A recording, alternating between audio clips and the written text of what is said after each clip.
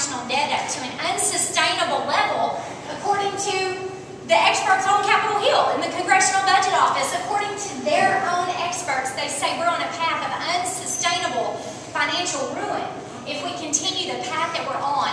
So I felt compelled to make a difference. I felt convicted to get out of my comfort zone and to step out there, put my neck on the line, and take a stand. And yes, that meant taking a stand against a powerful incumbent who had $2 million in the bank and ended up having $3 million before it was all said and done. But what I knew was that I had the power of the people on the side of this message. Because this is a conservative message. This is a limited government, low taxes, individual liberty, that kind of a message where we have to remind the federal government that, you know what, it works for us. The federal government works for us, not the other way around. And that's an important message for us to continue on, even now as they have increased the debt limit to the tune of $2.4 trillion over just the next 2 years. We're already at unparalleled levels of $14.4 trillion. It's going to go up another $2.4 trillion just over the next 2 years. We've got to turn the clock, or you know what, the Standard & Poor's down rate is just the beginning. We've got to turn the clock. We've got to make sure that we do not allow the folks in Congress to drive the financial solvency of the United States government right off the cliff. We've got to stop them. But you know what? I still believe in the United States of America that people still rule. That's what I believe. And I believe we're going to build on what we did last year, and we're going to carry that message forward. Now, I wanted to come to Miller County because we carried Miller County last year. I'd like to say that you did elect me as your United States Congressman last year. I wanted to come here and say thank you for that. Let's build on those efforts. Let's work a little harder, reach out a little more, and keep pushing forward to a victory in 2012. Now, I want you to know, as I look around this room, I see a lot of faces that mean an awful lot to me. Because, you know, a candidate never runs by themselves. A candidate only represents the people that are around them. And that I look around today that you've taken the time out of your busy schedule to come today, to be a part of this, to buy into this. We've even got some over here from Jefferson County that drove down from Pine Bluff, just at Whitehall. I sure appreciate all of the efforts that everyone has gone to for helping me put this together. I want to say thank you to Dwayne, wherever he went, for helping organize this today, and all of our amazing supporters in this area. I just appreciate you more than you can imagine. Let me go over just a couple of issues. I'm not going to hold you hostage for long, but let me go over a couple of issues, because as people go out and they talk about the Rankin campaign, I want you to feel comfortable about the issues that are important and what we need to be focusing on. Number one is jobs. I mean, we look around after the $748 billion stimulus that then turned into about an $848 billion stimulus of the president. You know what? Where are the jobs? They promised that unemployment would never go above 8%. We're hovering above 9%. We've gone all the way to 10%. That you cannot fool the free market. Just because you dump a lot of money that you printed up into the free market, you cannot fool it. It is the people who create jobs, not the government.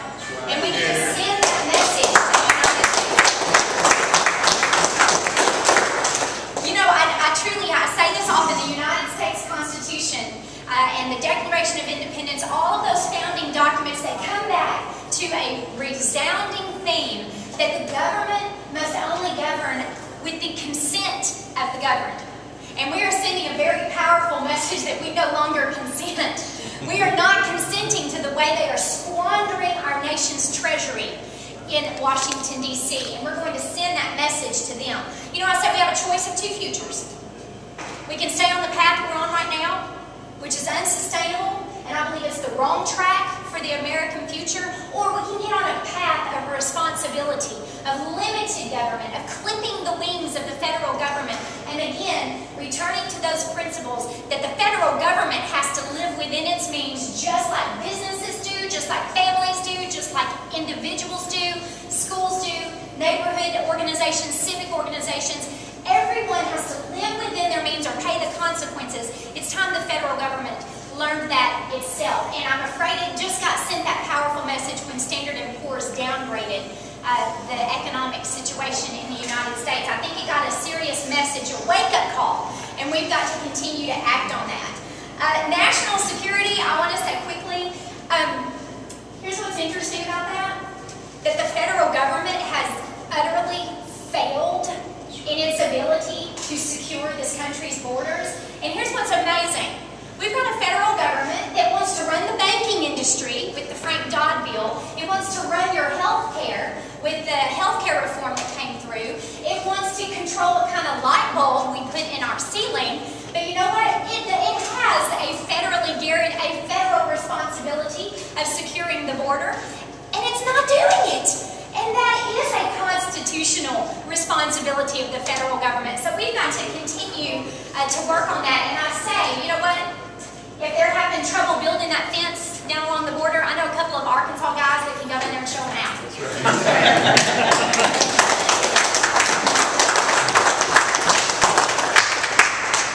Let me just say also that I'm pro-life. I honor the sanctity of life. I made my first statement on pro-life about 22 years ago, and I've never wavered from my commitment to stand by the sanctity and the love that we have for life and speaking out for those who cannot speak for themselves. And I will always be an unapologetic advocate of the sanctity of life. And I was officially endorsed by the Right to Life last year. So that will continue to be a strong message that I'll send. Let me say as well, as a proud gun owner and a life member of the National Rifle Association, here's my simple message about how I am a staunch supporter of the Second Amendment. To the federal government, to the anti-gun lobbyists, and to the United Nations who's trying to come in the back door through their small arms treaty, let me just say this resounding message. Good luck to you ever trying to disarm the 4th District of Arkansas. It is not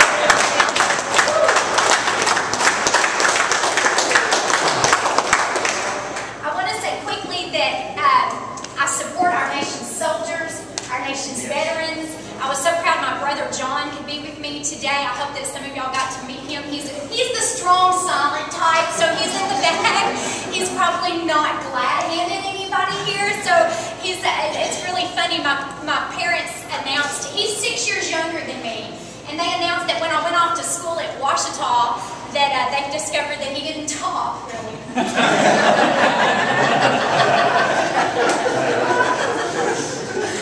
Y'all can imagine that for the first 12 years of his life, I had completed all the sentences for him. I knew what he meant to be saying.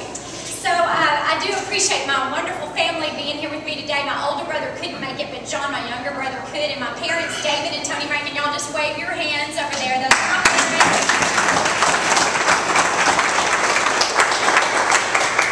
And I want to say quickly that as I run for office, it is a special treat for me because my mother once ran for public office. She ran for state representative, District 37. I can still see the sign back in 1998, I think. And as was the normal course for a Republican, she was a sacrificial lamb that we laid upon the altar and slaughtered at the political. But she had the courage to run. You know why? Because nobody else would. Nobody else would put their name on the ballot and run as a Republican and represent the conservative message, the conservative values before they were trending and before they were popular. And she didn't get across the finish line that election, but I'm hoping you'll join me and help me honor her and the hundreds that have come before her that took a stand, ran even though they were facing all the odds. They faced the giants, and I stand on their shoulders today, and I hope we can take this banner across the finish line next year. Let me just quickly say, you hear horror stories about the political season and the political cycle and just politics in general.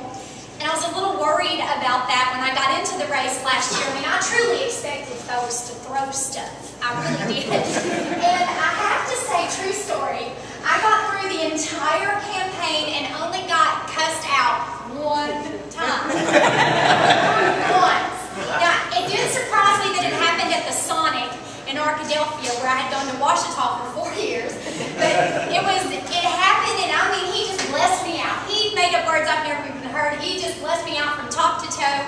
And so I went and I got back in the car that I had had traveled in with. My volunteer was driving, and the volunteer looked at me, who'd been watching the whole episode and not running to my rescue, I will say.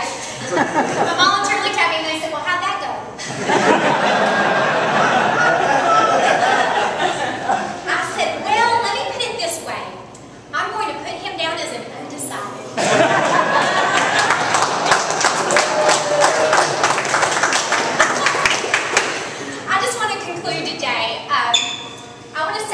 It's a very special treat to have Jackson Ship here today. He is the almost 7-year-old over here, one of our youngest, maybe our youngest. Zach, how are you? How old are you?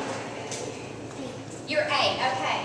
Yeah, you're the youngest one today, Jackson, that I know of. But after the election last November, I got this great letter.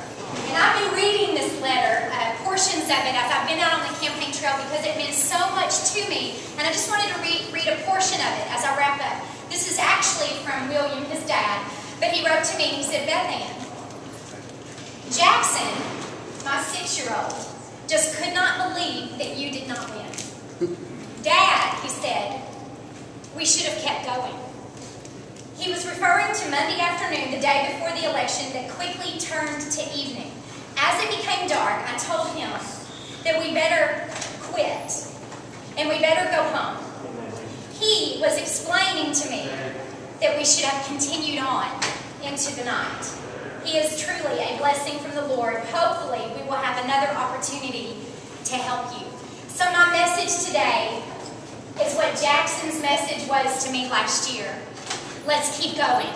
Let's continue into the night. Let's be a voice for hope, for significant change in this country, and a return to the American values and Christian principles that made this country strong. And please join me as we honor those words and we keep going for another year. Thank you so much. God bless everyone.